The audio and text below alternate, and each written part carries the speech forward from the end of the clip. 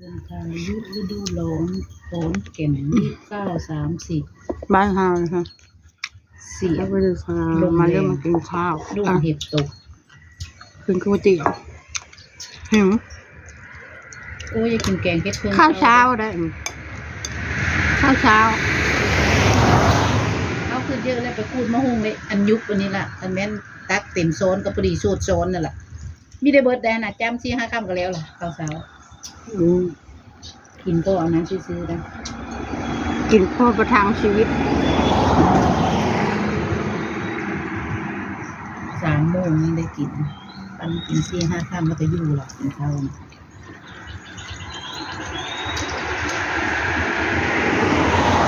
ผู้ลงเสื้อเรากินลายและเป็น10 ค่ำผลไม้แนนทองละหันกัน กินแกงเค็ดน้อยทรงไม่รู้กับบางแมนอยู่นะแนนทองละแมนกินซ้ำนี้เมากินหลาย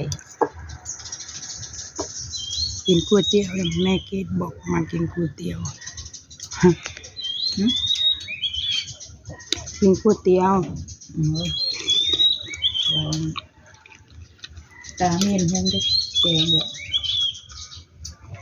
งดเบิ่งพอชอบตาย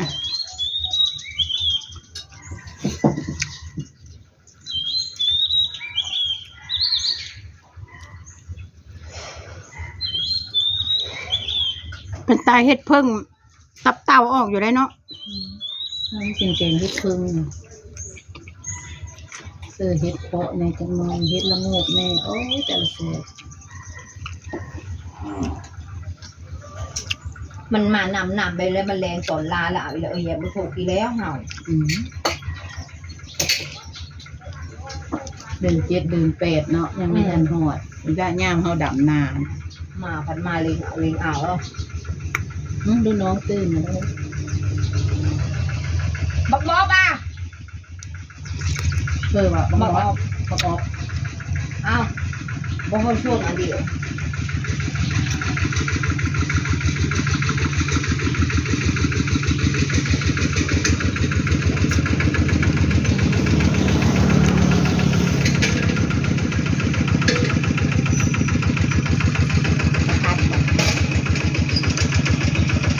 กินข้าวกันยังไปพัด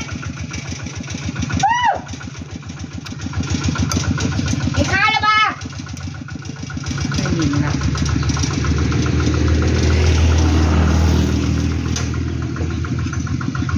เฮ็ดอีสาน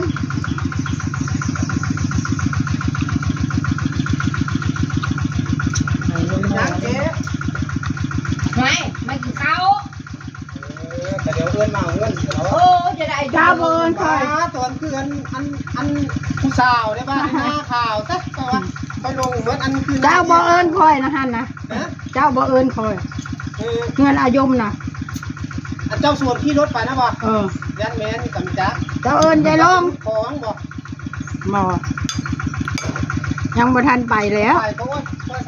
มาก ชิ้นเดือนแล้วบอก ลงมันมันขึ้นเนาะ เดินนี่ยัง ของเกษตรกรนะไม่มีค่าหรอก 28อะไรเต็มอื่นหือเบิดนะ มา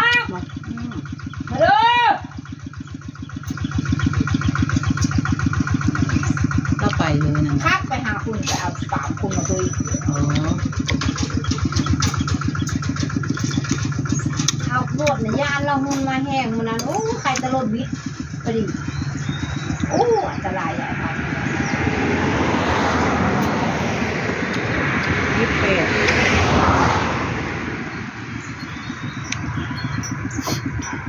สักเดโมเนี่ยจะพันมา 27เห็นเนาะมันนี่บ่รวม27หรือ28 วันพุธมันมีวันอังคารหลาย เขาไปแป้แล้วทำไปเจาะเรือน 100อะสวัสดิการใช้ระบอยแยมใช้ละโมเดลตอนเย็น แม่จะแล่นไปเอาเฮิรนเขาอีทุ่ม ลูกแบบจะลงน้ำปลาผล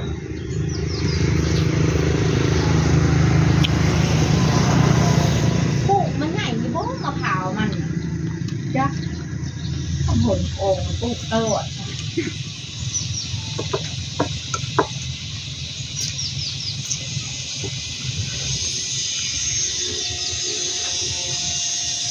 ถ้าเราบอกเอาไปน้ำบอก นี่มันบอกว่า เ ไม่ ไปถามมันก่อน มันเอาไปเลยได้บ่ ล มี งเมฆไปแล้ว เอา ลงไปแล้ว แล้วไม่ถามมันบอกว่ามันได้บอกกับผม แล้ว เอามาข้าวหูนี่มันไม่ได้ยิน ลงไปแล้ว ไปเอิ้นเอาแล้วมันอยู่นานหรืออยู่เหิน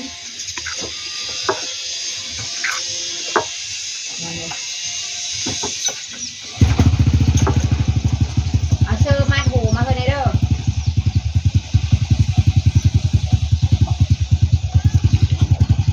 อยากเอาโห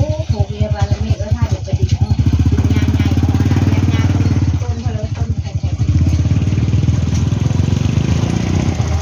โมเสส ๆนี่มันอยู่กับกระป๋อง ก๋วยเตี๋ยวหน่อย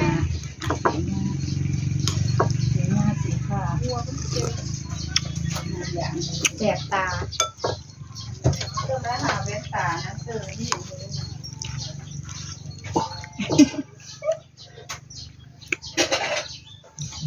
เส้นหมี ใช่มีค่ะ ถ้วยหรือถุง กินนี่ จะใส่ไปทำไมผี เนาะ ใช่ เอาไปก็เป็นล้างเหมือนเดิม หลายวันนี้ไปไหน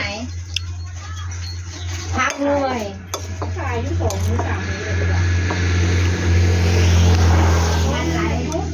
งานไหลงานลวกเลยหยุดเลย ไรสุกการ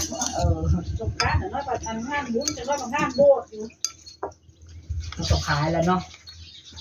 เดี๋ยวเขาไปอิ่มบุญอิ่มบัวแล้วเขาก็มันมาซื้อได้ งานแม่บุ้มเนาะงานแม่บุ้มแล้วก็งานบวชเนาะ เออ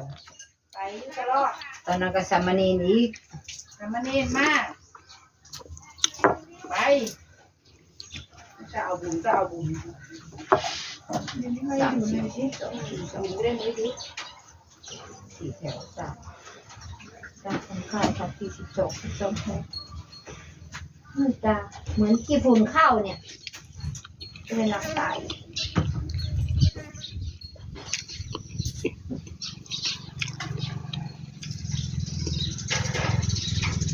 ยังไม่ไปหาเห็ดเหรอ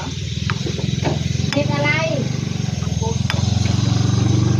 มากินข้าว มันออกแล้วเหรอ ไม่รู้อ่ะแต่ว่า ทางคุ้งน่ะฝนมันตกหนักกว่าเราเลย โอ้โหข่าวป้าดีป่า หนูเห็นอ่านเห็ดอะไรก็ไม่รู้เลย ออกเลยเดี๋ยวเข้าได้ เห็ดคนทั้งใช่ไหมหน้าสีเลยจะแน่ อันนี้มือหนูแพ้อันนั้นเป็นแต่ขี้เด็ดเลย ยายหนูแพ้เนี่ย ไปไม่ใส่ถุงมือเหนียวแมงแข็ง แม่ค่ะ แพ้อย่างมะม่วงหิมพานต์ โอ้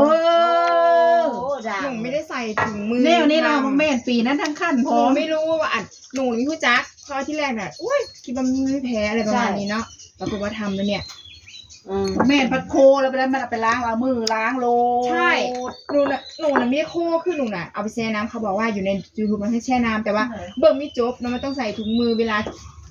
งัดออกมาน่ะแช่น้ำนะประมาณ3 มื้อน่ะ มันจะทำให้เนื้อของนั่นน่ะอ่อนยุ่ยนะคะแบบสามารถที่จะแงะเอาได้อ่ะนะพอแงะเอาได้เอาไปล้างก็ต้องมีมันอีกเด้ แม่ละล้างสีนะล้างตัว ไม่ได้ ไม่เคยทำกินสักทีได้หมาอันนี้ หนูน่ะอยากลองดูปรากฏว่าไม่ไหวไม่เบิร์กเลย สมัย ทั้งขั้น พยายามสมัยนะพ่อบ้านนะเขากินสดๆเนี่ยเนาะเขากินมาซุปมาเนาะบอก ถ้าสุกมันไม่อร่อย บอก ถ้าสุกมันไม่อร่อยอยู่แล้ว มันหนูเคยกินอยู่แหละแค่นั้นแหละเราก็ไม่ได้กินอีกเลย